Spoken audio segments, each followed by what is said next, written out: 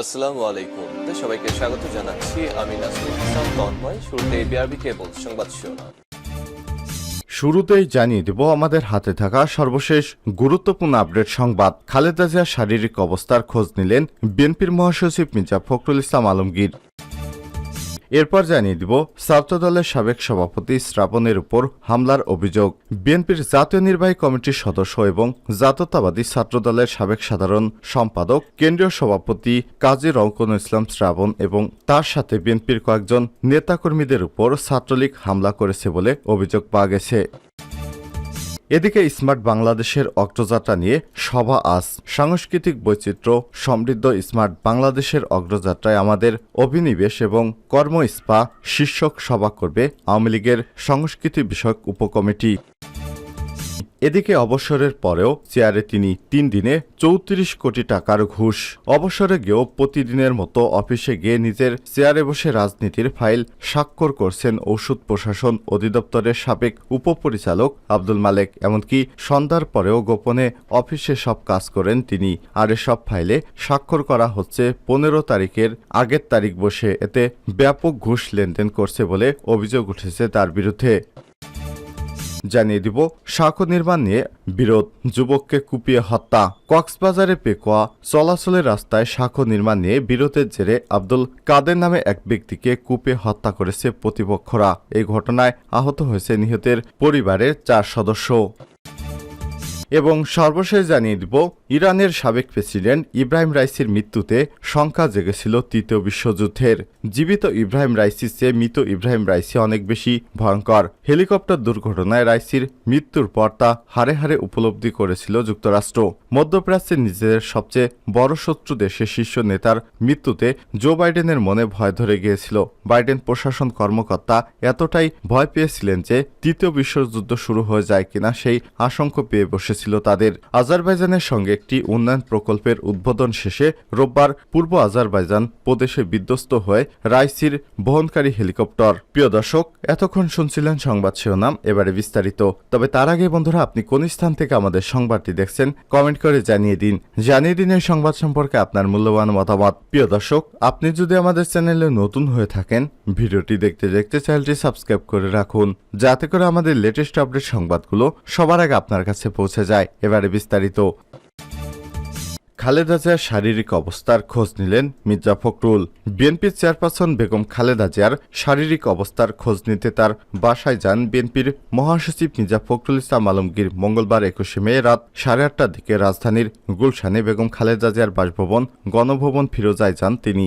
বিএনপির সূত্র থেকে এসব তথ্য জানা গেছে। সূত্রমতে খালেদা জিয়ার শারীরিক অবস্থার খোঁজ খবর নেয়ার পাশাপাশি দেশের চলমান রাজনৈতিক সার্বিক পরিস্থিতিও তাকে অবহিত করেন মির্জা ফখরুল। লিভারজনিত শারীরিক নানা জটিলতায় গত 1 মে বসুন্ধরার এভারকেয়ার হাসপাতালে ভর্তি হন তিনি। 5 মাসেরও বেশি সময় পর হাসপাতালে চিকিৎসাধীন থাকার পর গত 11 জানুয়ারি বাসায় ফেরেন বিএনপির চেয়ারপারসন বেগম খালেদা জিয়া।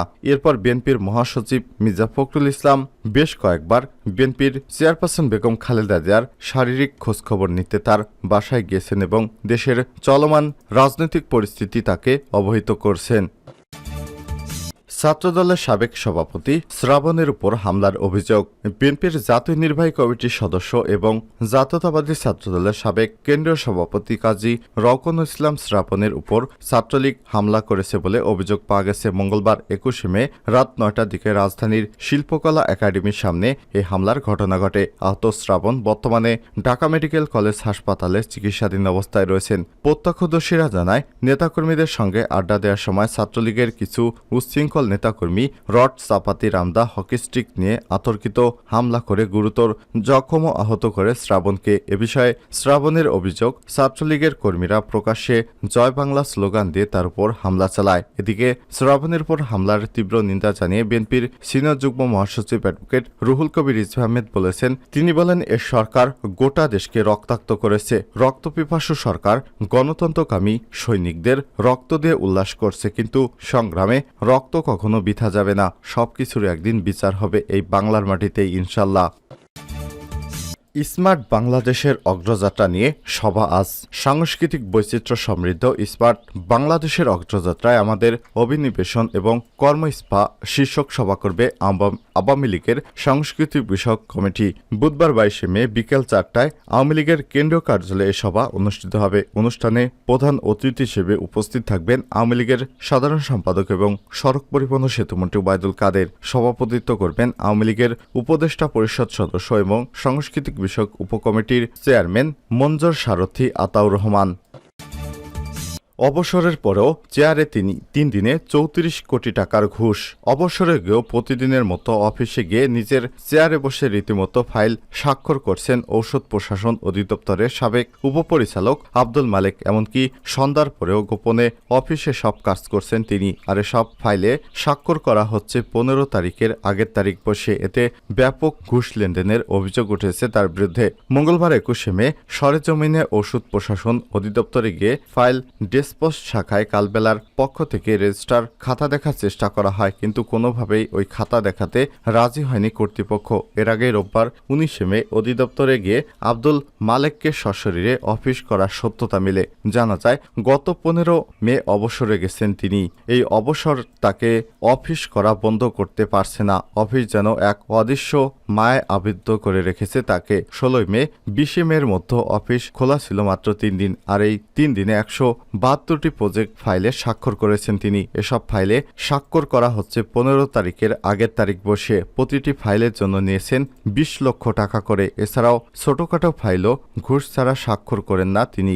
অবসরের পরে এ 3 দিনে অফিস করে সব মিলে হাতে নিয়েছেন 34 কোটি টাকা। নিয়ম অনুযায়ী কোনো চিঠি বা ফাইল স্বাক্ষরের পর অধিদপ্তরের ডেসপাস শাখায় স্মারক নম্বর বসিয়ে রেজিস্টারে অন্তর্ভুক্ত করা হয়, কিন্তু অভিযোগ পাওয়া যায় পেছনের তারিখ বসিয়ে যেসব ফাইল স্বাক্ষর করা হয়েছে যেগুলোর বিতরণ শাখা থেকে পেছনের তারিখ বসিয়ে হস্তান্তর করার জন্য রেজিস্টার খাতা ফাঁকা রাখা হয়েছে।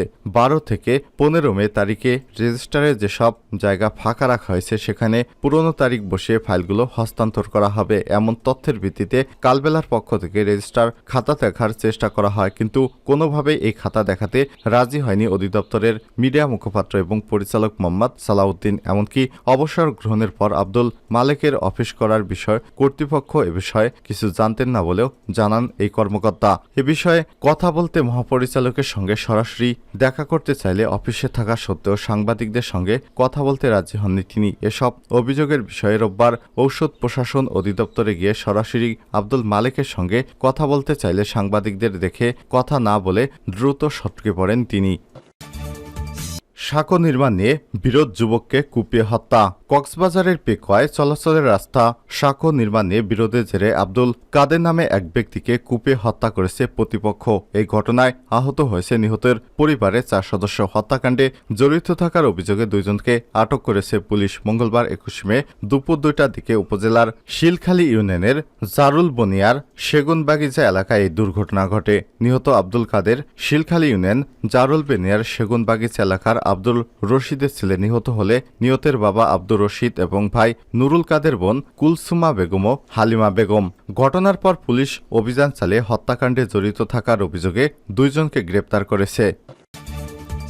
রাইসির মৃত্যুতে শঙ্কা জেগেছিল তৃতীয় বিশ্বযুদ্ধের। জীবিত ইব্রাহিম রাইসির চেয়ে মৃত ইব্রাহিম রাইসি অনেক বেশি ভয়ঙ্কর। হেলিকপ্টার দুর্ঘটনায় রাইসির মৃত্যুর পর তা হাড়ে হাড়ে উপলব্ধি করেছিল যুক্তরাষ্ট্র। মধ্যপ্রাচ্যের নিজেদের সবচেয়ে বড় শত্রু দেশের শীর্ষ নেতার মৃত্যুতে জো বাইডেনের মনে ভয় ধরিয়ে দিয়েছিল। বাইডেন প্রশাসনের কর্মকর্তারা এতটাই ভয় পেয়েছিলেন তৃতীয় বিশ্বযুদ্ধ শুরু হয় কিনা সেই শঙ্কাই পেয়ে বসেছিল তাদের। আজারবাইজানের সঙ্গে একটি উন্নয়ন প্রকল্পের উদ্বোধন শেষে রোববার পূর্ব আজারবাইজান প্রদেশে বিধ্বস্ত হয় রাইসিকে বহনকারী হেলিকপ্টার। নাম প্রকাশ না করলেও রোববার উদ্বেগের মধ্যেই কাটিয়েছে মার্কিন কর্মকর্তারা। হেলিকপ্টার খুঁজতে যখন উদ্ধার অভিযান চলছিল তখন আপডেটের অপেক্ষায় ছিলেন তারা। মার্কিন কর্মকর্তাদের আশঙ্কা ছিল এই ঘটনা মধ্যপ্রাচ্যের গতিপথ বদলে দিতে পারে। পলিটিকো জানিয়েছে 12 ঘন্টার বেশি সময় পেরিয়ে গেল উদ্ধারকারীরা কোনো তথ্য দিতে না পারায় মার্কিন কর্মকর্তারা পর্যবেক্ষণ করছিলেন যে কি হয়। নাম প্রকাশ না করা সত্ত্বে 3 জন সিনিয়র সিনিয়র মার্কিন কর্মকর্তা বলেন, এই ঘটনার জন্য ইরান তাদের দায়ী করে কিনা তা জানার জন্য মুখিয়েছিলেন তারা। প্রাথমিক ধারণা অনুযায়ী খারাপ আবহাওয়ার কারণে হেলিকপ্টার বিধ্বস্ত হয়েছে।